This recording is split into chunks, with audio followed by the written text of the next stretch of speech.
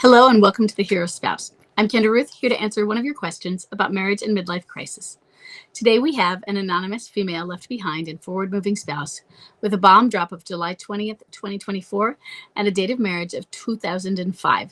She has a vanisher and she's not familiar with energy level.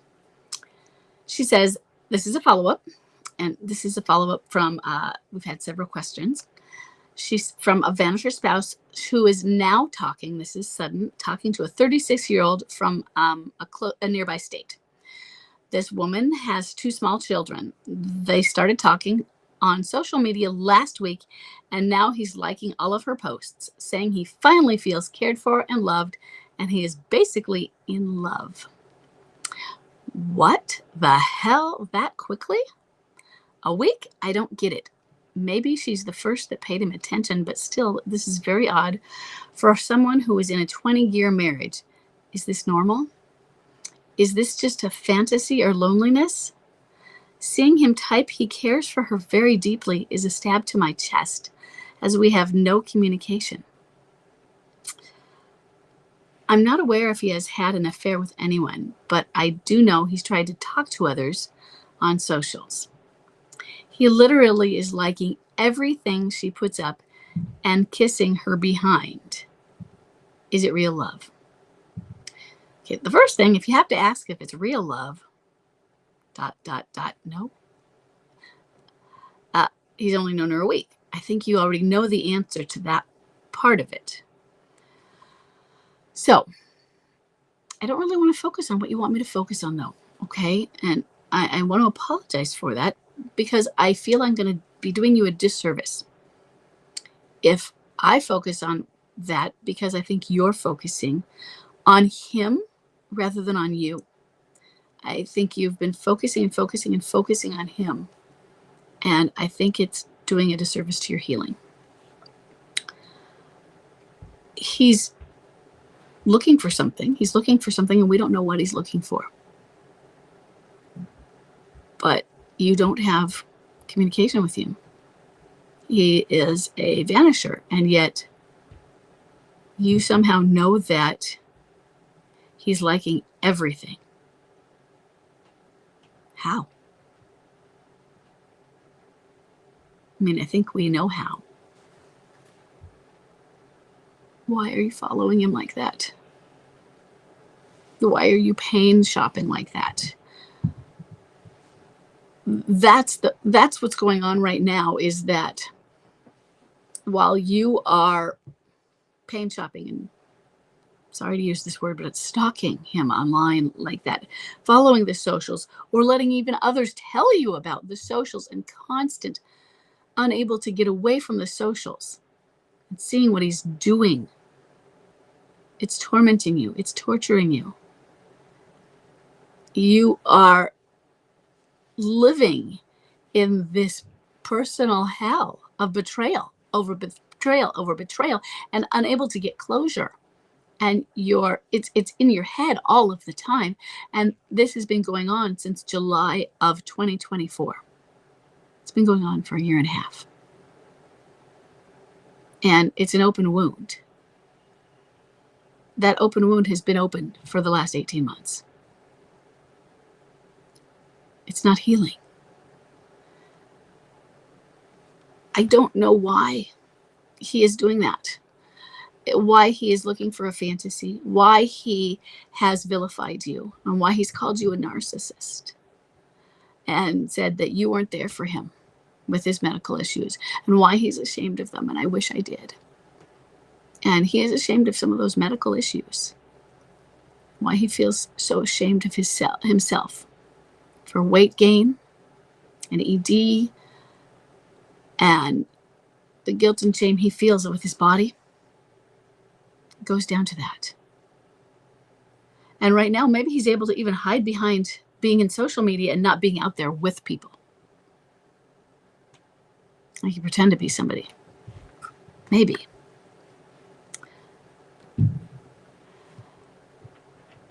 It's not real. He doesn't know what to do with real yet. Real love has to build. he's fulfilling a fantasy of what he can feel. And he needs somewhere to blame. He needs somewhere to hide. And he doesn't want it to point back to him, even though it does. And the closest thing to him when things are pointed is you. And so he's going to direct that towards you and blame you. The problem, though, is you need to heal. And you're not doing that. We can't fix him. And you can't fix him. And let's say you had these magic powers that could fix him. Even your magic powers would be unable to fix him while you're broken. You'd have to still fix yourself first. And you're not doing that while you're focusing on him. You got to fix yourself first. Then realize that you can't fix him, but you can be a healthy person for him. And hey, maybe he'll see you on socials.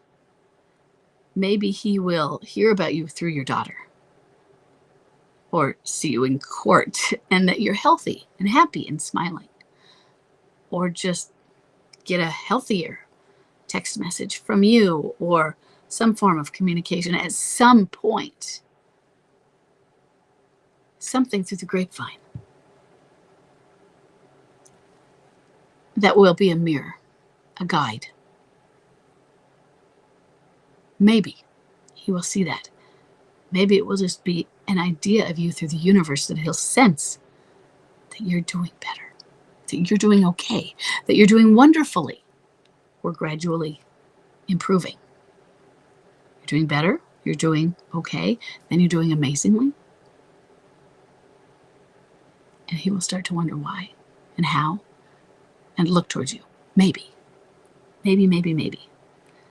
But none of that can happen if you don't start to do it. And that's my concern. My concern is that you're not helping yourself right now. Because you've been focusing all your concerns on him. After 18 months, your questions are all about, is this normal? Is this normal? And then the next one is on a completely different thing. Is this piece normal? And many of the questions are simply yes. These are normal for the context of MLC, which is never normal, because none of it's normal until you apply midlife crisis. Anything goes, because midlife crisis is kind of like 52 card pickup. You throw it all up in the air and say, yeah, anything's normal, except normalcy. So they betray us. They do terrible things. They make accusations that we're the narcissists. It's all our fault. We're the terrible ones. Maybe we cheated on them when we didn't. That's normal. If they don't do that, that's also normal, because not all of them do that. So what you're seeing is normal. Yeah. Sometimes they meet someone on a Monday and they move in with them the next Monday. Yeah, that's normal too. They claim they are in love with them. Yeah, that's normal too. Yes.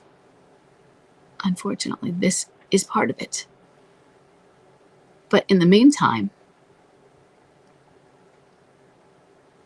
where do you fit into this? Where's the importance of you? Because I haven't seen you in anything, and you're the one asking the questions. Where's the concern for you? Because clearly you're the one that's hurting. And that's what I'm concerned about. So my questions are you in therapy? Who are you talking to? And I'm not saying he's already divorcing you. There's already that in progress. If it hasn't gone complete. I'm not saying talk to someone who says, oh, you're better off without him. Because that's not going to help you, is it? Or leave him. What do you want him for? That doesn't help you. You need somebody who's going to give you a hug and validate you and say, you know what? I'm sorry this happened to you. It really sucks. And it's not fair. But you're going to get through this. And we're here to help. But we need to focus on you. And you're important too. And it's time that you make yourself a priority. That doesn't mean that he isn't important. But you're important too. And right now, you need to be more important to you. He could be more important to himself, okay? In fact, each person should be important to themselves. So I want you to be important to you. That means you have to focus on you, your healing. Because right now, and for the last 18 months, I think you've been a puddle on the floor. And I'm going to tell you, I'm going to be bluntly honest in that. The puddle on the floor, for him, isn't an attractive thing. So if he had ever wanted to have an idea of coming home, the puddle on the floor is a detractive force. It's repellent. There's a puddle on the floor, and it might be an angry puddle sometimes. So there's the victim puddle, and then there's the angry puddle. Both of those they're repellents, not attractions. Now, the healed person, that is no longer a puddle, that can be attractive. That's attractive. Let's become that, okay?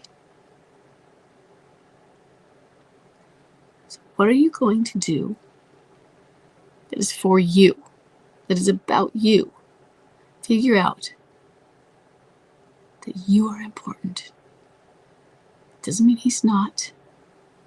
Because every single person is important. Everyone, every creature is important on this earth. Yeah, even slugs. But we're all important, okay? So I'm not trying to say that he's not. And I get you want to know what's going on and why is he doing these things? And is this normal?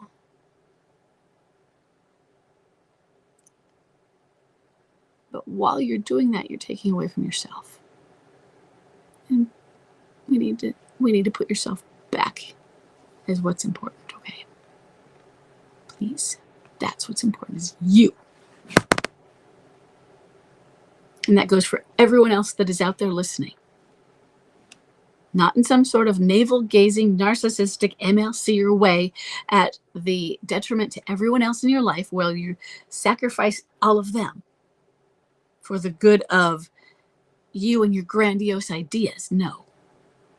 But I'm going to put the oxygen mask on myself so that I can be there for the rest of the world. Okay? You do that so that you can help everyone else, if that's what you want to do. Okay? So I hope that helps you. And I hope that helps everybody else as well. And I will see you all.